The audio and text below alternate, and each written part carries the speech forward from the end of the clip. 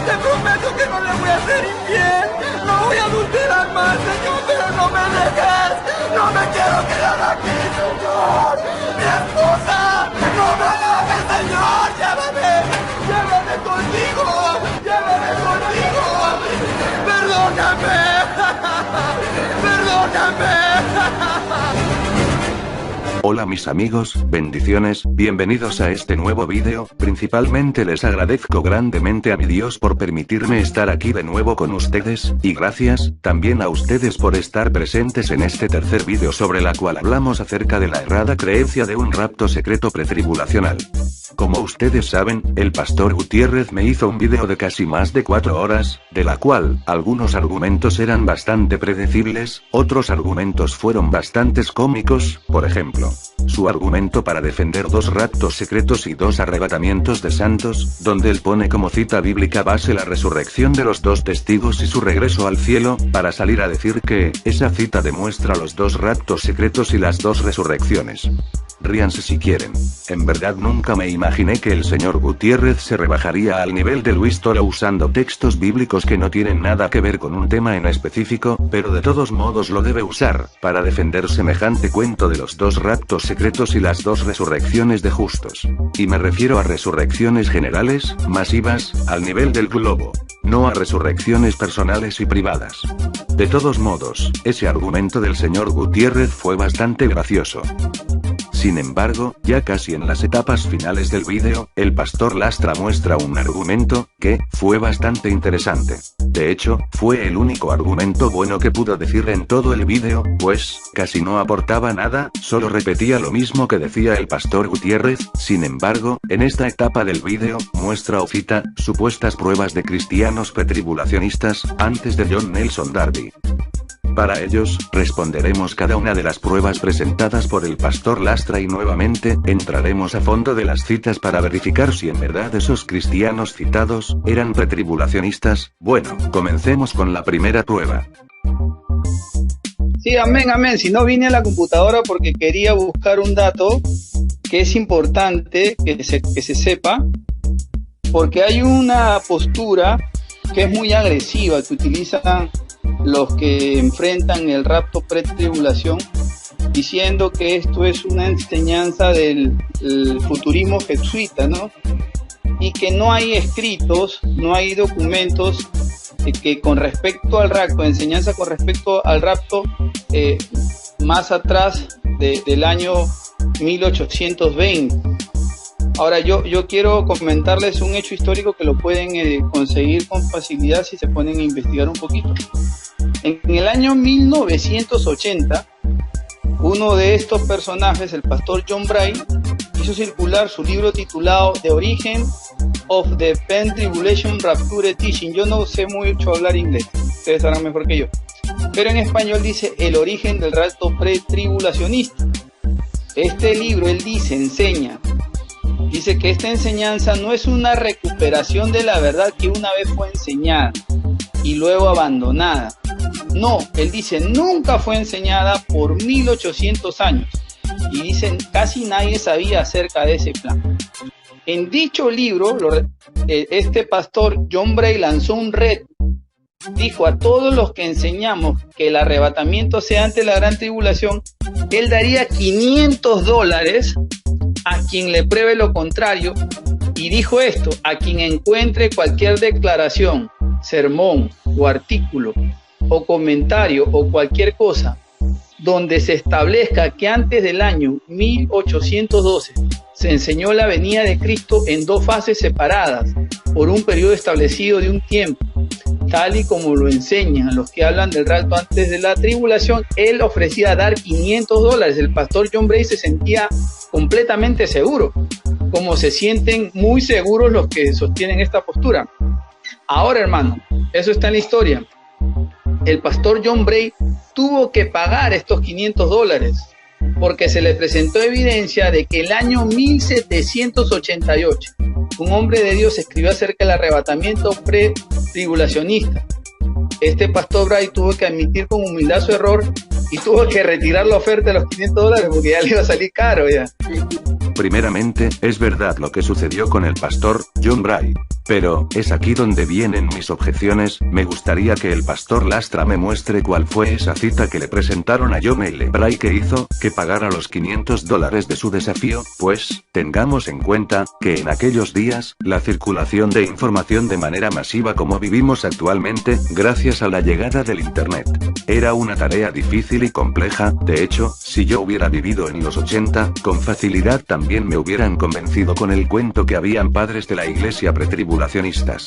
Sin embargo, hoy, está muy difícil, que ahora, vengan los pretribulacionistas a hacerse de las suyas, en tratar de montar su doctrina inventada en el siglo XIX, en años, más anteriores a ello. De hecho, es aquí donde veremos las citas que presenta el pastor Lastra. Veamos. Ahora, el pastor Morgan Edwards, en el 9 de mayo de 1722, y esto derrumba lo del futurismo jesuita, en Trevitin, Gales, después de recibir su educación en Bristol College, empezó a predicar en el año de 1738, pastoreando pequeñas iglesias bautistas durante 7 años en Inglaterra, y antes de mudarse a Irlanda, dice, donde fue pastor, y luego emigró a América, y en mayo de 1761 fue pastor de la iglesia bautista de Filadelfia. Este pastor Morgan, que también fue escritor sobre el tema del rapto, predicaba ahora sobre el rapto de la iglesia, y enseñaba que era antes de la gran tribulación. Morgan Edwards no estaba enseñando el pretribulacionismo. Él mostró la hipótesis del mid-tribulacionismo, así se le llama a quienes creen que la iglesia será arrebatada en la mitad de los 7 años de tribulación. De hecho, es una postura que el mismo Pastor Gutiérrez ha demostrado su posición hostil, pero, vamos a ver cuál es la hipótesis de Morgan Edwards. Él dijo: los santos muertos serán levantados, y los santos vivos serán transformados en el momento en que Cristo aparezca en el aire, y esto acontecerá como 3 años y medio antes del milenio, como veremos a continuación. Como pueden ver, Morgan Edwards está lejos de ser un pretribulacionista. Además, en esta obra, él estaba escribiendo un ensayo de forma hipotética, y no en sí, una doctrina formal de la cual lo caracterizara. Morgan Edwards hizo este ensayo porque su tutor le pidió que tomara de forma literal los asuntos del milenio. Morgan Edwards para ese entonces era un joven aprendiz. Entonces, la obra citada por el pastor Lastra, se trata de un ensayo hipotético informal de escatología de Morgan Edwards, y no de una obra formal donde él reflejaba sus creencias. Por ejemplo, en la segunda parte de este mismo ensayo hipotético, también afirma esto: tampoco será inútil la luna, aunque no tendrá mar para gobernar. Porque, como muchos suponen, el lago de fuego y azufre está en la luna. También afirma otro absurdo. ¿Qué sentido tiene llevar a los hijos de un mundo a otro, cuando todos los mundos tienen sus propios habitantes?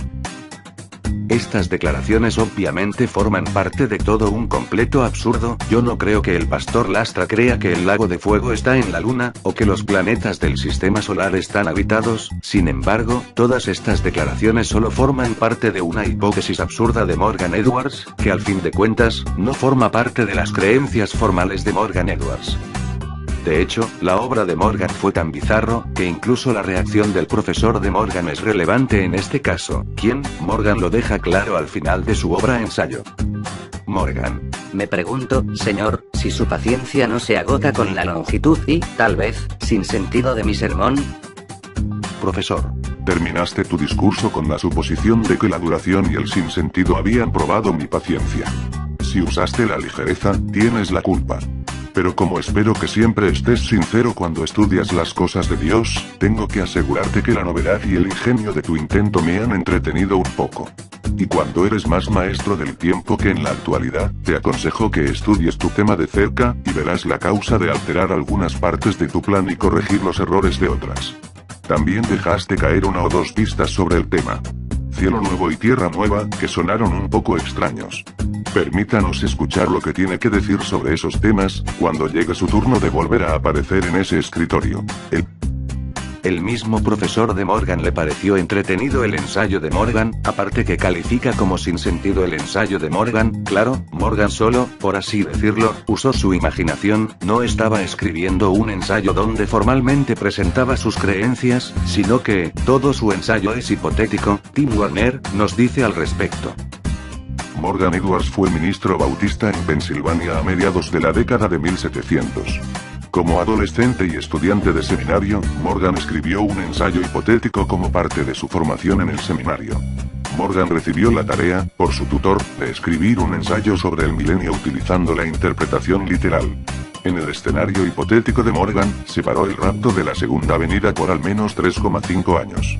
Su trabajo parece ser una mezcla de futurismo e historicismo. Y Morgan se contradijo e hizo muchos errores obvios. Sin embargo, su trabajo parece ser la primera vez que el rapto fue separado de la segunda venida de Cristo. Muchos años después, 1788, Morgan publicó su ensayo en un libro.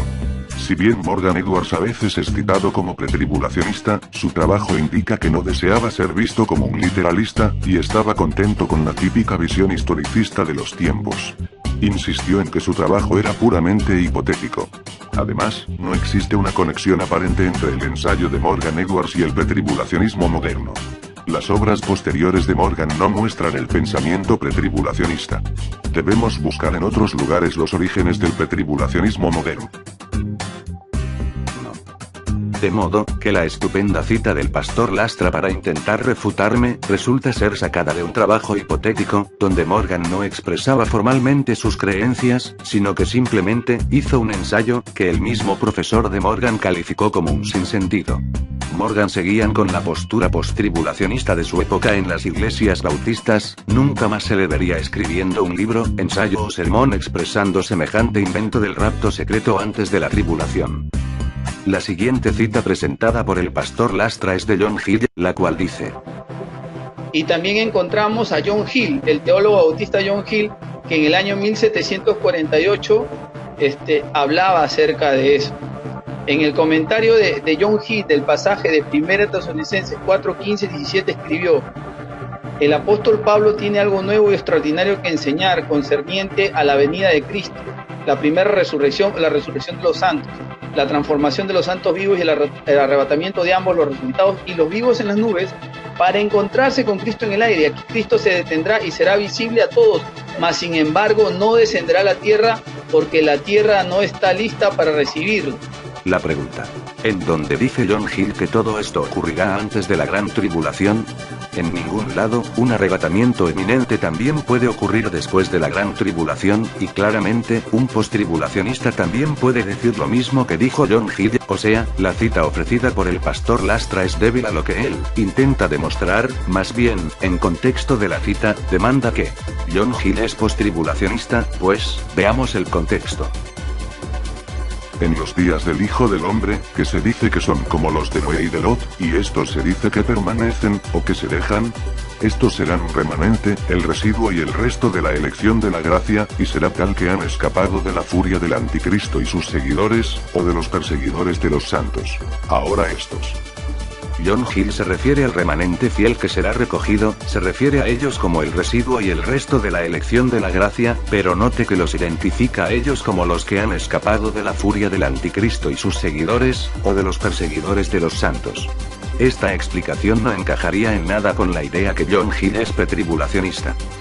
De hecho, cualquier pretribulacionista puede alegar que aquí, el remanente del que refiere John Hill no es la iglesia, sino las personas creyentes que se quedaron a sufrir en la gran tribulación, pero, esto no es el caso con John Hill, pues, en sus comentarios sobre Apocalipsis 10, habla de la iglesia y su gente en los tiempos oscuros del anticristo, una afirmación que jamás lo dirían un pretribulacionista. Ni su segunda venida al juicio, que será por un descenso del cielo, y en las nubes del cielo, porque eso aún es futuro. Pero de una manera visionaria, su aparición en y para su iglesia y su gente en los tiempos oscuros del anticristo. Claramente, John Hill no creía en un falso rapto antes de la tribulación, él fue postribulacionista, simplemente el pastor Lastra no se ha dado la tarea de la investigación, y simplemente le cree a lo primero que mira por internet. John Hill no era pretribulacionista porque esa doctrina todavía no se inventaba. Faltaba muchos años más, para que esa doctrina de un arrebatamiento antes de tribulación fuera inventada por John Nelson Darby en el siglo XIX. Pero para terminar de sepultar el mito que John Hill fue pretribulacionista, utilizaremos una cita extraída de su sermón titulado La gloria de la Iglesia en los últimos días, de 1752. En él, abarca el tema de la gran tribulación. Es la oportunidad perfecta para afirmar que la iglesia será arrebatada antes de la tribulación, si fuese verdad que él era un pretribulacionista como dice el pastor Lastra. Pero más bien, vemos que las cosas son muy al contrario. Mientras el anticristo reina, la iglesia estará más o menos en un estado de aflicción. Las fechas de los problemas de la iglesia y del reinado del anticristo son iguales, y expirarán juntos.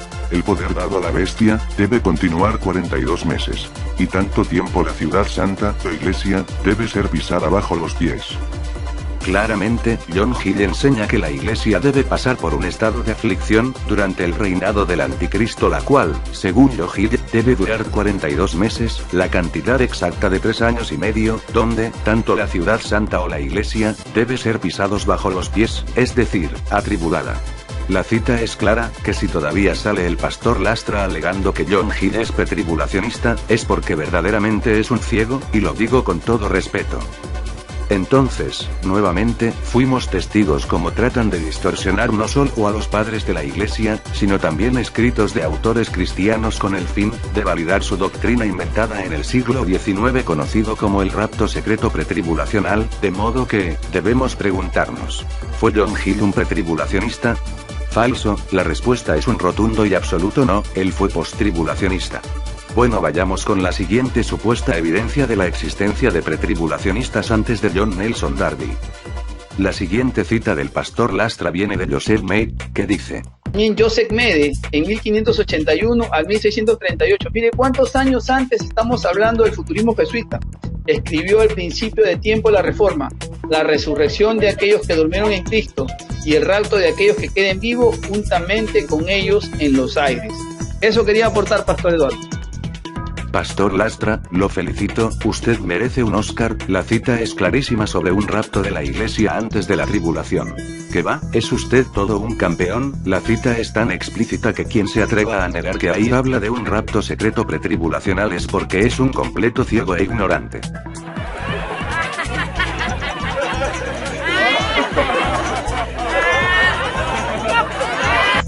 Bromas, la verdad solo hago chiste, todavía me sigo preguntando, ¿en dónde tenían la materia gris los pretribulacionistas que vieron el rapto secreto pretribulacional en esta cita de Joseph Meade? Pues la verdad, no dice nada de eso.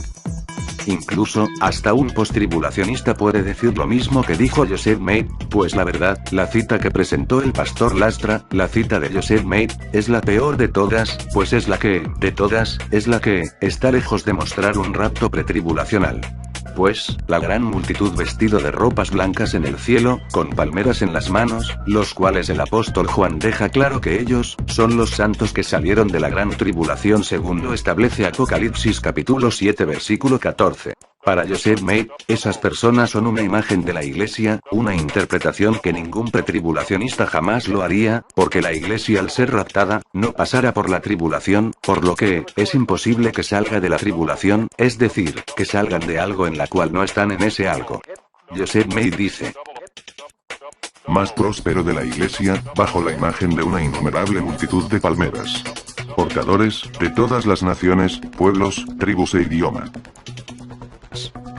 También Joseph Meade creía que los dos testigos debían deplorar la contaminación desagradable y lamentable de la Iglesia de Cristo, algo que no lo creería un pretribulacionista, pues la Iglesia de Cristo ya ha sido raptada antes que comience la gran tribulación, escenario donde aparecen los dos testigos. Deben predicar dos testigos o profetas enviados por Dios, vestidos de cilicio, mientras los gentiles pisan los pies del atrio del pueblo de Dios, o la ciudad santa. Estos son los intérpretes y afirmadores de la verdad divina, que deberían deplorar esa contaminación desagradable y lamentable de la Iglesia de Cristo. Además, creía también que el Armagedón era un juicio matutino, aparte de la venida de Cristo, del Anticristo y de otros enemigos de la Iglesia, algo que un pretribulacionista no afirmaría, pues el Anticristo no puede ser enemigo de la Iglesia, pues la Iglesia, en el gobierno del Anticristo, ya ha sido quitada, según los pretribulacionistas. El juicio matutino del Anticristo, y de los otros enemigos vivos de la Iglesia, por la gloriosa aparición de nuestro Señor en una llama de fuego, y terminando en longitud después del reinado de 1000 años, otorgado a la Nueva Jerusalén. Entonces, después de leer todas las citas presentadas de Joseph Meade, ¿cree usted que Joseph Meade fue pretribulacionista? Definitivamente no, me da risa que el pastor Lastra todavía exalta su tono de voz como victorioso levantando bandera creyendo que está citando un pretribulacionista antes del siglo XIX, grave error. Joseph Meade fue postribulacionista, pues, posiciona a la Iglesia en el reinado del Anticristo al grado de decir, que el Anticristo y otros tiranos son enemigos de la Iglesia. El pastor Gutiérrez todavía se atreve a decir que la posición postribulacionista no es la correcta. Claro, si para él la posición postribulacionista no es correcta, muchísimo menos lo será la posición pretribulacionista, ya que fue una idea escatológica inventada en el siglo XIX por John Nelson Darby. Claramente el pastor Gutiérrez y el pastor Lastra están en una desesperación tal de querer demostrar su doctrina errónea del rapto secreto antes de la tribulación, que han tenido que recurrir a la baja técnica de manipular, sacar de contexto, alterar textos históricos para poder darle validez a semejante doctrina antibíblica. Sin embargo, quien me impresiona más es la actitud de Eduardo Gutiérrez, quien ahora recurre a un libro del teólogo José Alberto Villasana Munguía, quien, al parecer, no deja claro su postura. El pastor Gutiérrez lee el libro, pero después se detiene, pues, al parecer, se encontró con uno de esos párrafos que lo contradicen. Dice, el rapto sucederá en una fracción de segundo, de forma secreta, en un instante, un abrir y cerrar de ojos, y será solo conocido por quienes lo experimenten. El resto de los mortales que hayan quedado en vida lo percibirán como la desaparición de millones. Ahora, miren qué católico es. Esta gracia la gozarán quienes hayan puesto su total confianza en la salvación operada por el sacrificio redentor de Cristo en la cruz, con su madre al pie de la misma. El arrebato de la iglesia será ardientemente deseado por los fieles que en la gran tribulación estarán sufriendo la persecución del anticristo, pues el conocimiento y la esperanza en este glorioso acontecimiento irá creciendo a medida que se aproxime su realización.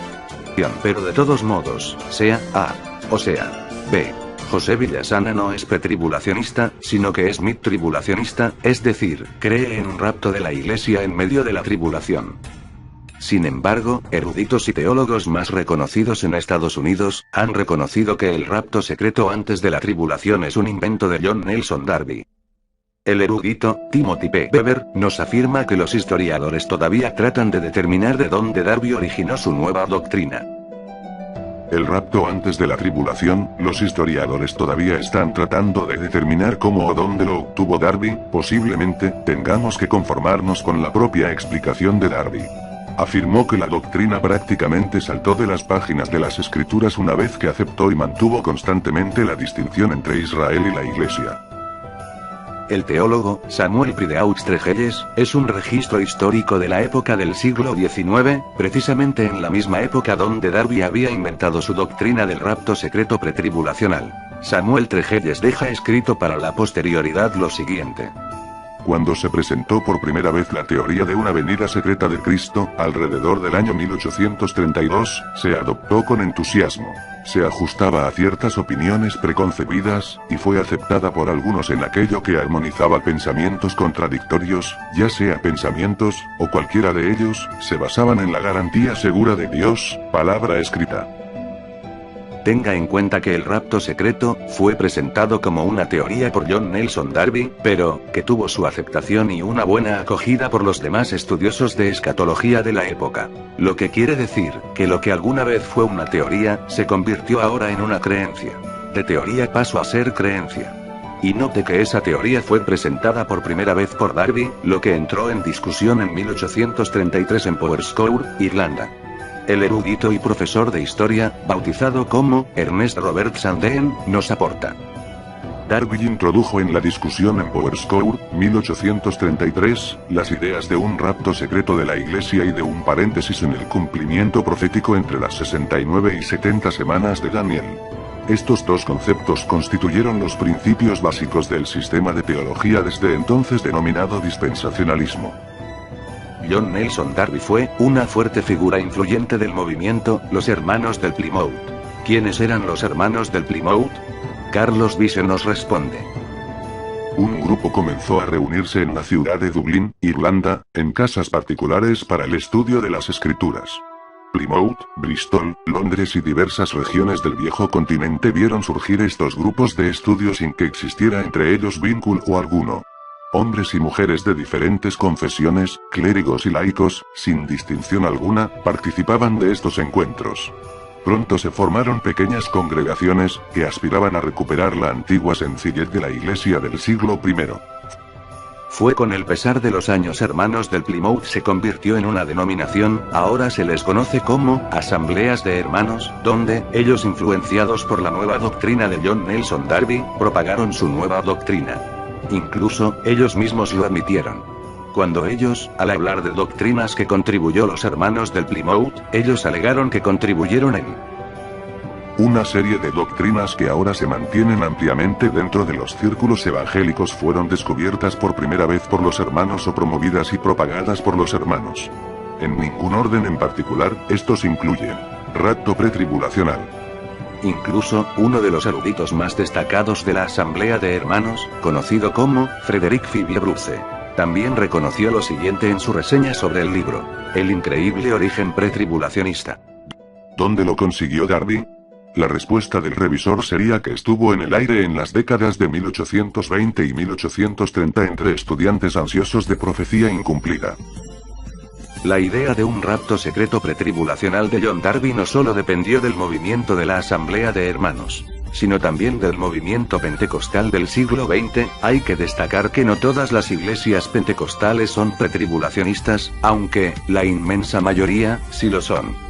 Asambleas de Dios también contribuyó en gran medida a esta propagación, pues, estamos hablando de la iglesia evangélica pentecostal más grande y fuerte del mundo. Esta denominación protestante de rama pentecostal acogió las ideas de John Nelson Darby y las implantó como parte de sus doctrinas, llevando consigo la errada doctrina del rapto secreto pretribulacional. La Biblia de Estudio Scofield, con notas del reverendo Kyrus Scofield, también tomó ideas del dispensacionalismo de John Nelson Darby. Su Biblia de Estudios fue la más popular de toda América, alcanzando las millones de copias. La Biblia de referencia de Scofield estaba destinada a tener un gran impacto en las creencias de muchos, principalmente el protestantismo norteamericano o estadounidense. A través de esta Biblia, Scofield llegó la doctrina del rapto secreto al corazón de millones de evangélicos que no tenían nada que ver con el movimiento pentecostal, la Asamblea de Hermanos o Asambleas de Dios, siendo que esta doctrina se infiltró en iglesias bautistas, iglesias reformadas e incluso, en una que otra iglesia presbiteriana. El Seminario Teológico de Dallas es un seminario protestante con énfasis en teología dispensacional, ubicado en los Estados Unidos de Norteamérica, concretamente en Dallas, Texas. Fue de ahí donde salió el autor de uno de los libros más poderosamente vendido en América y en otras partes del mundo. Nos referimos al pastor Al Lindsey. Su libro, The Late Great Planet no puede ser exagerado. El New York Times lo calificó como el número 1 en ventas de no ficción de la década. Para los cristianos y no cristianos de la década de 1970, este libro de fuerte influencia sirvió también para propagar aún más la idea de un rapto secreto pretribulacional, y hoy, esa doctrina se expande y crece aún más. Aún, un mito se levantó con respecto a remontar el rapto secreto pretribulacional antes de John Nelson Darby, y fue decir que el nacimiento del rapto secreto es de origen demoníaco, debido a una mala interpretación de las visiones de una adolescente de 15 años, llamada Margaret MacDonald. Ella fue perteneciente de Escocia. Se dice que a principios de 1830, ella tuvo visiones en el momento que tuvo un trance que duró por largas horas.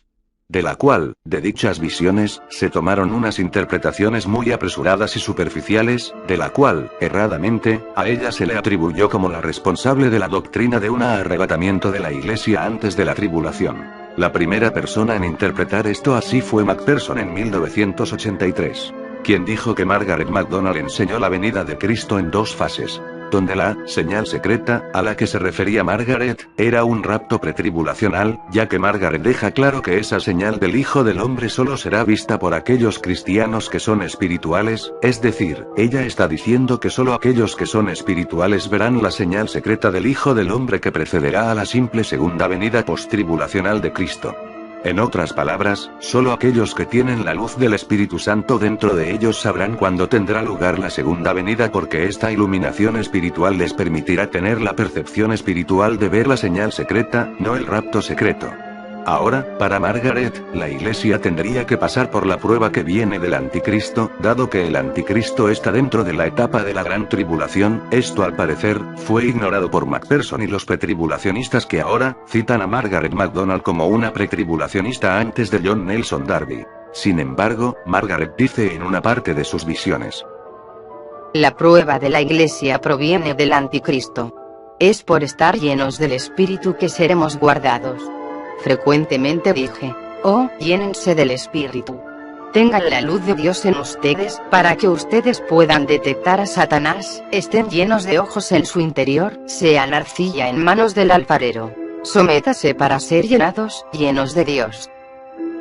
De hecho, el consenso académico se suma, al aceptar el hecho que Margaret MacDonald no fue pretribulacionista, y que, ella creía que la Iglesia sería perseguida por el Anticristo, mostrando los errores de interpretación de Macpherson. Por ejemplo, el teólogo estadounidense Charles Reed afirma: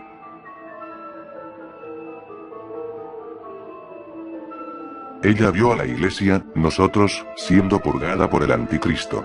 McPherson lee esto como diciendo que la iglesia será arrebatada antes del anticristo, ignorando a nosotros. En realidad, vio que la iglesia soportando la persecución del anticristo de los días de la tribulación. Thomas Ice es el director ejecutivo del Centro de Investigación Pretribulacional en el campus de la Universidad Liberty en Lynchburg, Virginia. Es un defensor del rapto secreto pretribulacional. Sin embargo, cita a John Bray, al estar de acuerdo con respecto a la postura de Margaret MacDonald. Otro punto que McPherson hace para apoyar su opinión es que Margaret MacDonald fue la primera persona en enseñar una venida de Cristo que precedería a los días del anticristo. Esto significaría, según McPherson, que MacDonald tenía que enseñar una venida en 2 etapas. Sin embargo, es muy cuestionable, y ella creía que la iglesia ya estaba en la tribulación y lo había estado por cientos de años. Por lo tanto, el anticristo debía ser revelado pronto, pero antes de la segunda venida. Ella dijo que los creyentes necesitan visión espiritual para no ser engañados. De lo contrario, ¿por qué los creyentes, incluida ella misma, necesitarían ser llenos del Espíritu para escapar del engaño que acompañará a la prueba ardiente que es para probarnos, asociada con la llegada del anticristo? Además, ella ciertamente se incluye a sí misma como alguien que necesita este ministerio especial del Espíritu Santo, como se puede ver en este pasaje de su revelación. Sin embargo, para los pretribulacionistas, la iglesia no pasará por la gran tribulación, entrando en discrepancia con Margaret MacDonald. De hecho, Edward Irving, quien inició el movimiento carismático de los Irvingitas, para John Nelson Darby, fue visto como un movimiento con manifestaciones diabólicas. Está claro que Darby consideraba las manifestaciones carismáticas de 1830 como demoníacas y no de Dios. Darby no habría tomado prestada una idea de una fuente que claramente creía que era demoníaca.